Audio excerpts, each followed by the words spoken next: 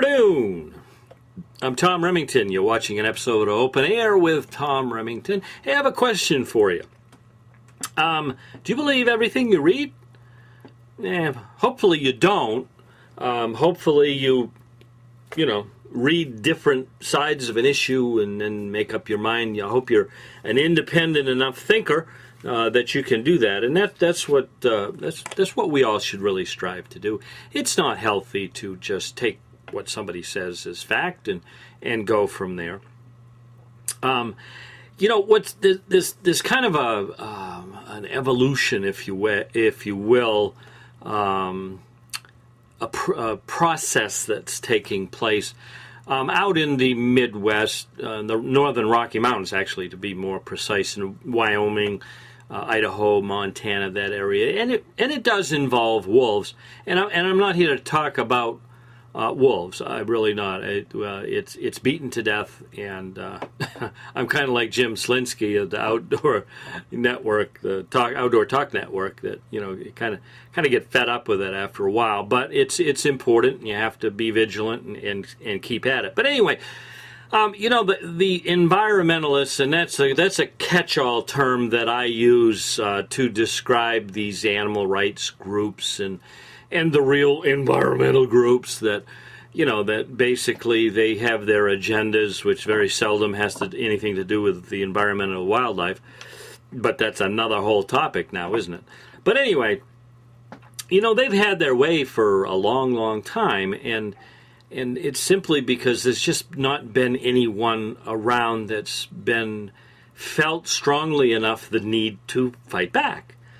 And, Outdoor Sportsmen is one of those groups that, we just don't like to be activists, and we don't like to fight back against these people, because where we like to be is outdoors, doing our thing, and we want people just to leave us to hell alone and let us do our thing. But in this day and age, it isn't the case anymore. And with our access to information and, what money can do and the political connections and everything else, it's gotten really out of hand. But in reference to the wolf issue and what I want to talk about, from, the mid-'90s when the wolf was introduced, the Canadian gray wolf was introduced to the Yellowstone area and central Idaho. It's been a controversial issue since day one.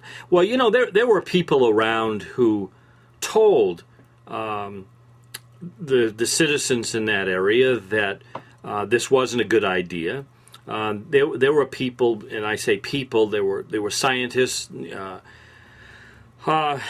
biologists, a lot of people that brought out issues about this, and they even brought up the issue that Canadian wolf that they wanted to bring in wasn't the same wolf that was here before. Now, that's another whole discussion, but the Endangered Species Act doesn't provide to bring in invasive species and try to, introduce them into an area. But anyway, and there were other people who said, hey, these wolves are going to bring in disease. There were others who said, they're going to devastate elk and deer and moose populations if they're not well managed. It went on and on and on. And it was basically all disregarded, and they brought in their wolves and they got to do their little experiment.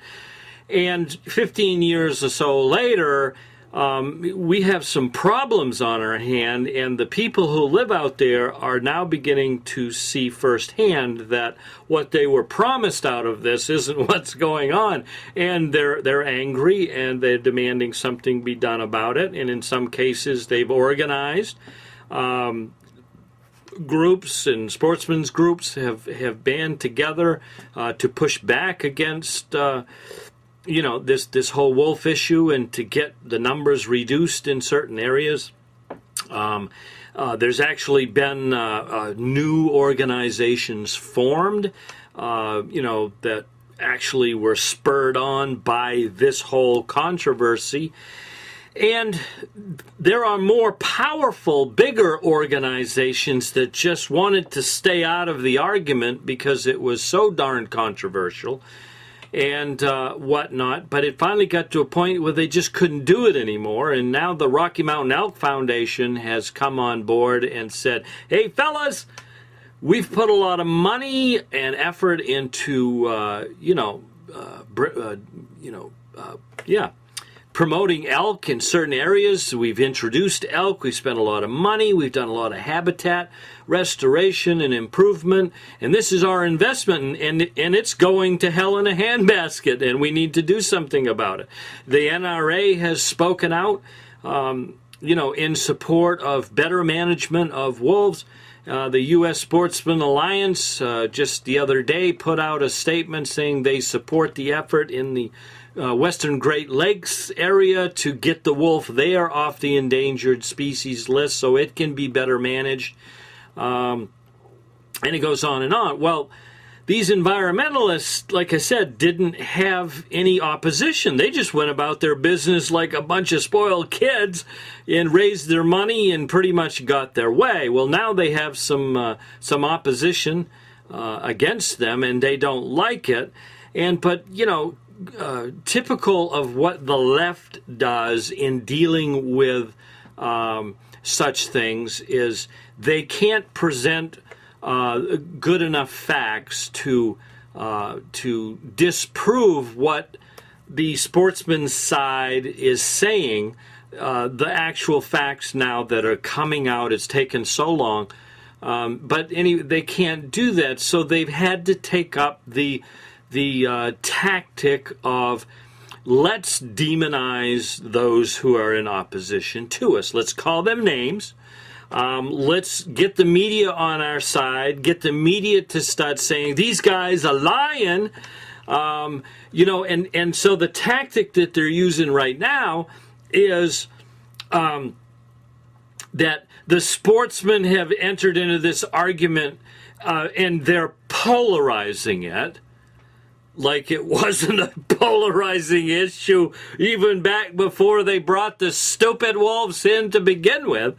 And now they're out there, and of course the media, which is on their side, is lapping this all up because, this is great. We got a fight brewing between the Rocky Mountain Elk Foundation and the Defenders of Wildlife, and we can sell some more newspapers, and so that's kind of what's going on. And it's not really kind of what's going on. It is what's going on, and I'm here to let you know that you got to use your brain up here and be aware of the fact that what you hear on the news all the time isn't the truth. And what you hear me saying may not be the truth, although I work real hard at speaking the truth, and I let you know when it's my opinions. And this is all pretty much an opinion piece of mine in case you need somebody to direct you that badly.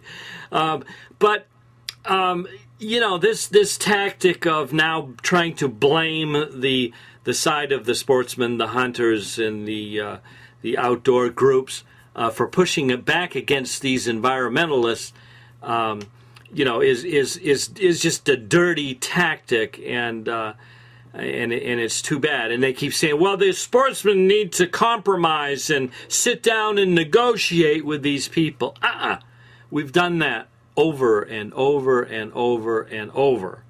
And the environmentalist side, they keep moving the goalpost. Initially it was like, well, when we get 300 wolves, we'll call this good. Well, when we get 500 wolves, we'll call it good. Well, when we get 800 wolves, we get 1,000, 2,000, 3,000. Yeah, and you want to compromise with that? Nah. Anyway, so that's what's going on. Keep your eyes open. Talk to people who know the facts. They tell you stuff that you're not really quite sure if it's the truth. Get off your butt and go look and find out if it is. Do yourself a favor.